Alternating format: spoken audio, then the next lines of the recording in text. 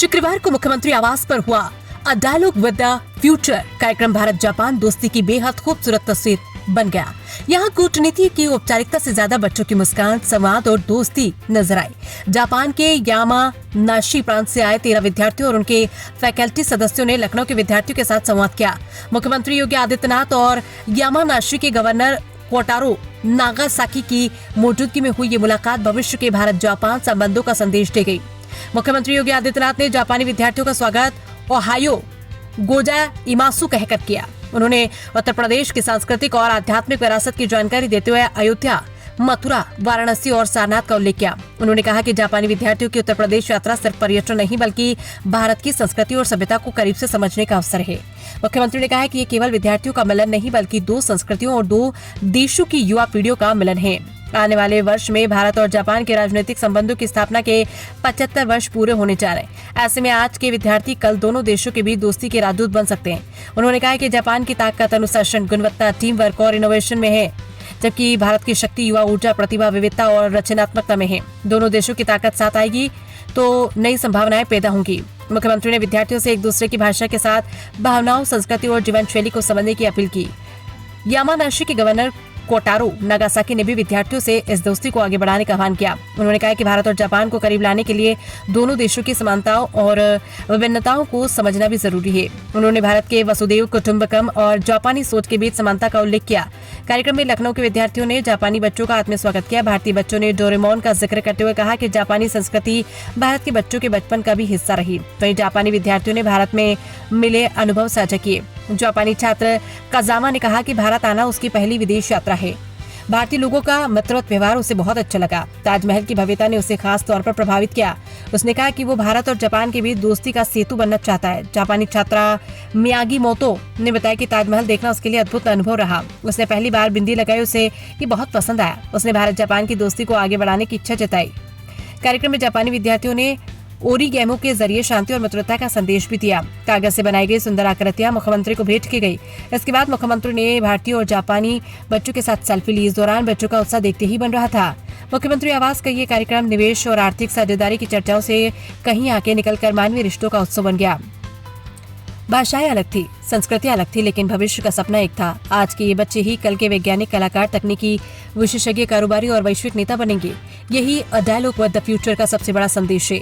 आज की दोस्ती ही कल की मजबूत भारत जापान साझेदारी की नींव बनेगी। अयम निज परोवेति गणना लघुचेतसाम उदार चरितानाम तो सुदैव कुटुंबकम।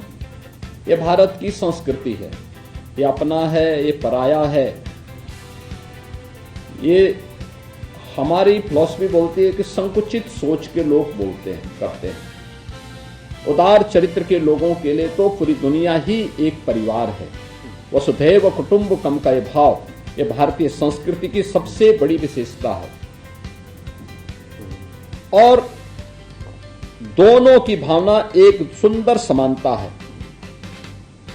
किसी को पीछे न छोड़ना और सबको साथ साथ लेकर के आगे बढ़ना, यानी जिसके बारे में प्रधानमंत्री मोदी जी कहते हैं, सबका साथ, सबका विकास, सबका विश्वास और सबका प्रयास। ये मोदी जी का जो ये लाइन है, ये इसी बात को लेकर के है, जो वसुधैव कुटुंबकम के इस भाव को आगे बढ़ाता है। जापान की अपनी एक स्ट्रेंथ है, self discipline, precision, quality, team work और इनोवेशन। भारत की अपनी स्ट्रेंथ है यंग वर्कफोर्स, युवा शक्ति, हमारी प्रतिभा, हमारी विविधता, हमारी सृजनात्मकता और साथ लेकर के चलने की भावना।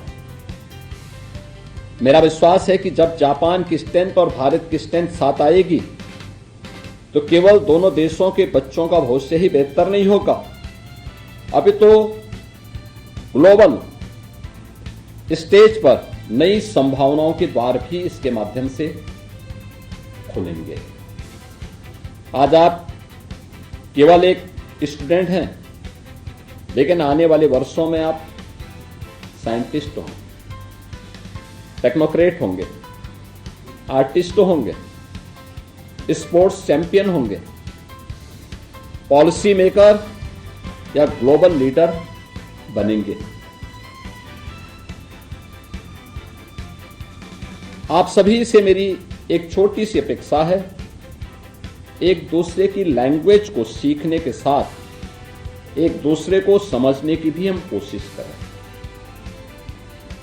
यानी सबकी भावनाओं को सम्मान मिलना चाहिए और सबको एक दूसरे का सम्मान देने की हमारी परंपरा होनी चाहिए। हमारे सबसे मजबूत रिश्ते क्लासरूम, कैंपसेस, लेबोरेटरीज और यंग माइंड्स के बीच बनते हैं। हमारे बच्चे एक दूसरे की संस्कृति, मूल्यों और जीवन दृष्टि को समझें और साथ सीखें और साथ आगे बढ़ें, क्योंकि आज के बच्चे ही कल भारत जापान पार्टनरशिप के सबसे प्रभावशाली एम्बेसडर होंगे।